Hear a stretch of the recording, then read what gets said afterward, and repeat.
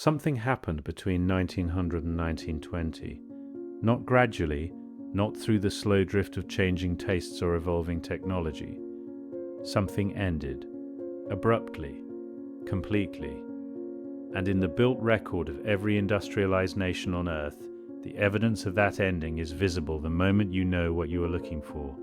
Before 1900, precision, mathematical symmetry in facades, stone fitted to tolerances that our laser-guided equipment would struggle to match, proportions that repeat identically across buildings on 6 continents, with no documented mechanism connecting the architects who designed them. After 1920, simplicity, approximation, a sudden and total absence of the capabilities that had defined civic construction for half a century.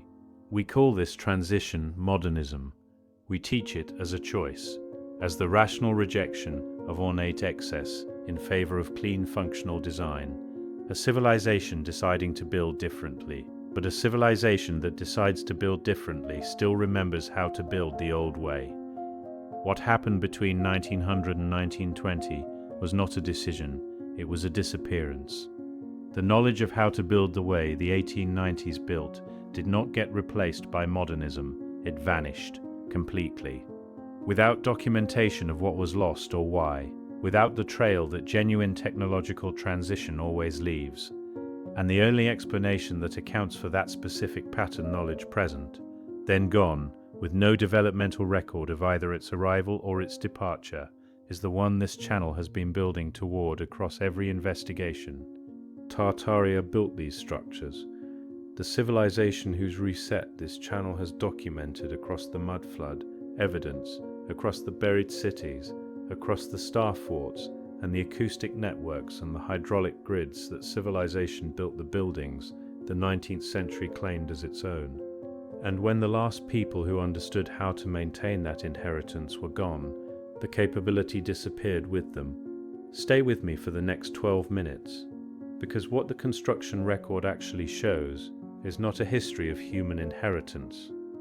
And the moment the inheritance ran out, I want to start with a practical question, not a historical one, not a philosophical one, a question about physics and mathematics and whether the numbers add up.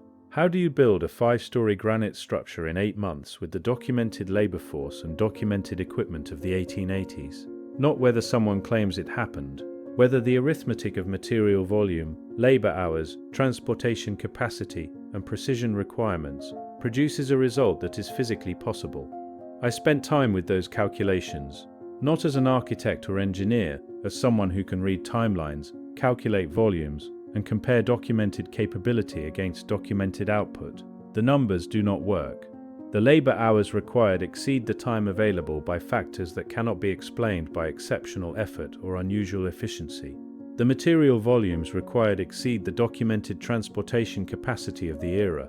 The precision achieved in surviving structures consistently exceeds the documented capability of the tools credited with achieving it, not by small margins, by factors of 10. The official story of 19th century construction did not survive contact with its own arithmetic.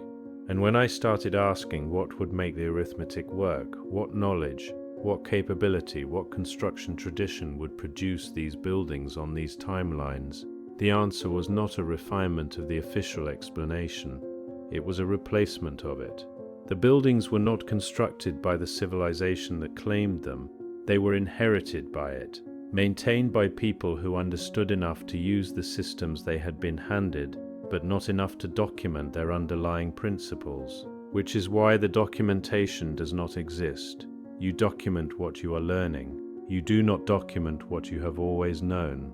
And when the people who had always known it were gone, the knowledge ended with them, not declining, not evolving into something simpler, ending, the way a fire ends when the last fuel is consumed. The coordination problem is where the conventional explanation does not simply struggle, it collapses. The civic buildings of the 1880s and 1890s share specific characteristics across cities that have no documented connection to one another, not general stylistic similarities of the kind that trace back to common historical precedents, specific dimensional relationships, specific proportional ratios, specific engineering solutions appearing in the same form in cities separated by oceans, language barriers, incompatible measurement systems, and political systems that were in many cases actively hostile to one another. These cities did not share architectural schools, did not maintain blueprint exchange programs, did not have the communication infrastructure to distribute technical specifications across the distances involved. Their measurement units were different, their material traditions were different, their construction labor forces had no documented contact, and their buildings are dimensionally identical on the metrics that matter. The probability that parallel independent development produced this result is not low. It is not a marginal coincidence. Applied as a statistical question, it is effectively zero. Two explanations exist. Either there was a level of global coordination in the 1880s so complete, so invisible and so thoroughly undocumented that it left no trace in any archive on any continent, no correspondence networks, no shared institutions, no acknowledged transmission of knowledge that would account for the observed uniformity, or the knowledge was not transmitted between cities in the 1880s. It was present before the cities existed, embedded in the infrastructure those cities inherited, in the buildings they found rather than built, in the proportions they maintained without understanding their origin. Tartaria did not instruct Melbourne and Buenos Aires to build the same way. The template was already in the ground. Both cities built within it. The coordination happened before either city existed. At the moment, Tartarian civilization established the standards that its inherited infrastructure would carry forward into whatever came after. Before I show you the evidence in the construction record itself, the specific photographs, the specific documentation gaps, the specific moment when the inherited knowledge visibly runs out, I need you to understand why the coordination problem makes every other explanation permanently unavailable. Because once you see that the uniformity cannot be explained by communication between cities, only one alternative remains, and it is the alternative that changes everything. The exposition evidence is the first beat, and it is the beat where the inherited versus constructed distinction becomes visible in the photographs themselves. Major international exhibitions of the late 19th century constructed enormous civic complexes in timelines that the stated labor forces and materials cannot account for. The official record preserves administrative documentation, budget approvals, personnel rosters, opening ceremony planning. What it does not preserve is the technical record, the engineering solutions for specific construction challenges, the material testing documentation, the equipment specifications for how enormous loads were raised and positioned with the precision the surviving photographs confirm. That technical documentation does not exist, not damaged or lost, absent. For projects of extraordinary scale and complexity, involving hundreds of specialized craftsmen across multiple years, the technical record of how the construction challenges were solved is simply not there. Because the challenges were not solved during construction, the components arrived solved, prefabricated, pre-fitted, assembled rather than built. The construction photographs confirm this. Small crews beside structures that look nearly complete, no material stockpiles, no processing infrastructure, no evidence of the supply chain logistics that fabricating those buildings from raw materials on site would have required.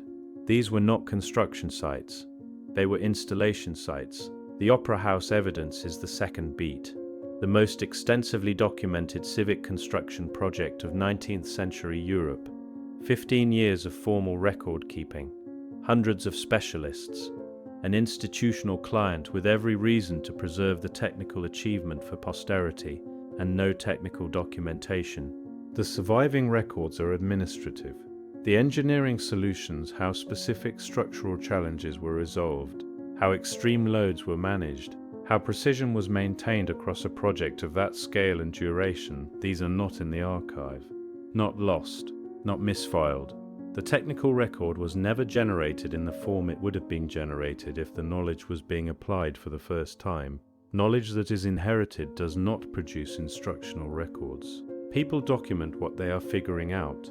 They do not document what they already know. Now stay with me, because the third beat is where the physical evidence becomes impossible to reinterpret. The stonework. The granite joints visible in construction photographs of civic buildings from the 1880s and 1890s have been laser measured in surviving structures. The tolerances confirmed by that measurement are tighter than the documented capability of hand cutting with period tools. Not slightly tighter, measurably, significantly tighter, by a margin that implies either cutting technology not credited to the period, or stone that arrived pre-cut to specifications that on-site hand cutting could not have achieved. Contemporary stonemasons who work exclusively with historical hand techniques produce work of extraordinary quality. Their joint tolerances are measurably wider than those visible in the 19th century photographs. The conclusion is not complicated. The stone was not cut on site. It arrived ready to assemble from a source whose fabrication capability exceeded anything the official construction narrative credits to the period. A source that preceded the buildings. That is what inheritance looks like in the physical record, and the fourth beat closes the argument permanently. The hydraulic systems built into the foundations of major civic structures in the 1880s and 1890s, underground chambers, pressure conduits, circulation networks integral to the original construction rather than added later, are referenced with increasing frequency in engineering literature of the period until approximately 1910. After 1910, the references stop, not because the systems were abandoned or replaced.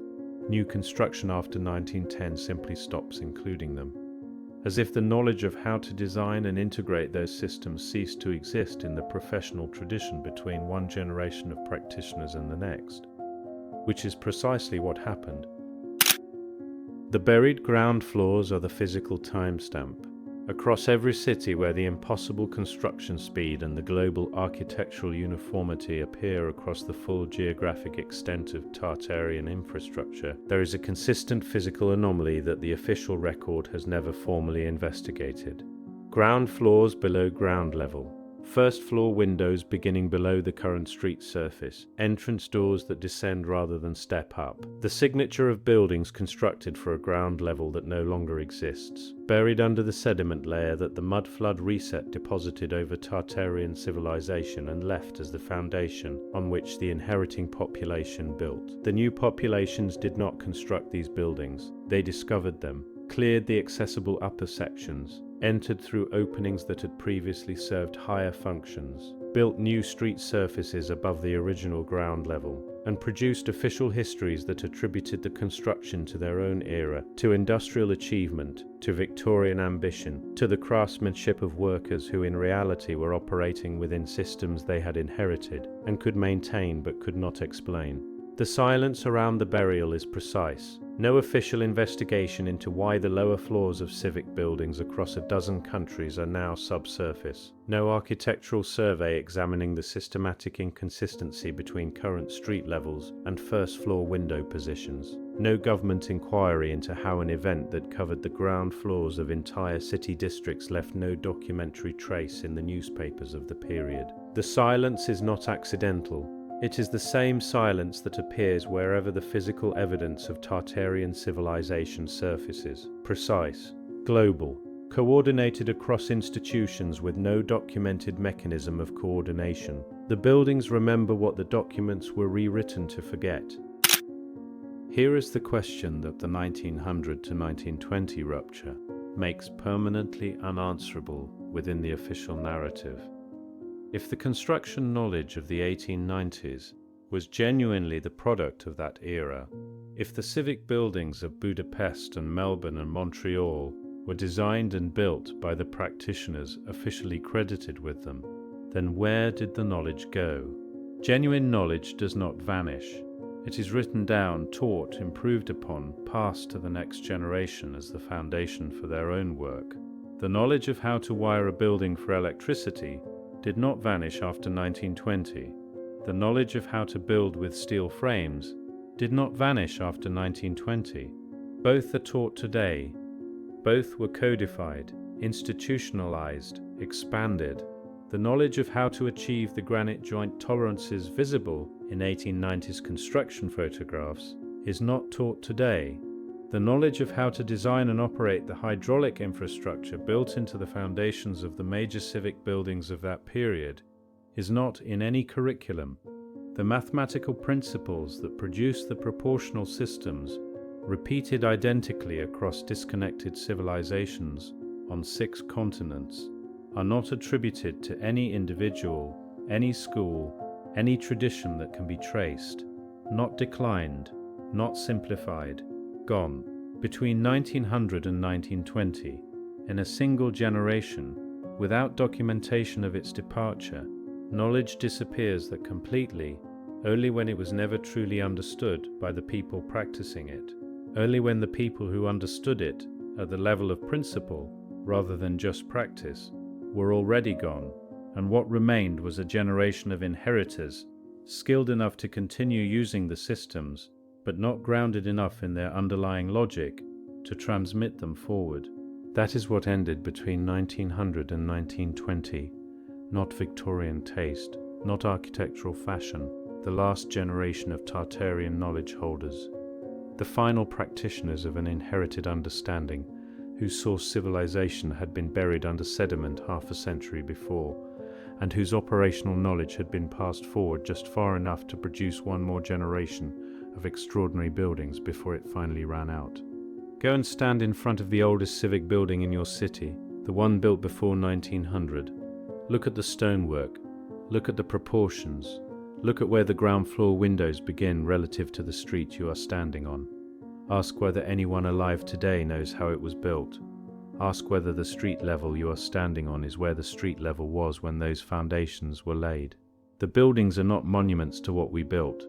They are evidence of what we inherited, and the gap between what those buildings required to produce and what the officially credited era could provide is the exact shape of the civilization we have been taught never existed. Leave a comment that comes to mind when you realize that nobody alive today can explain how the building you walk past every morning was constructed. I will read every one.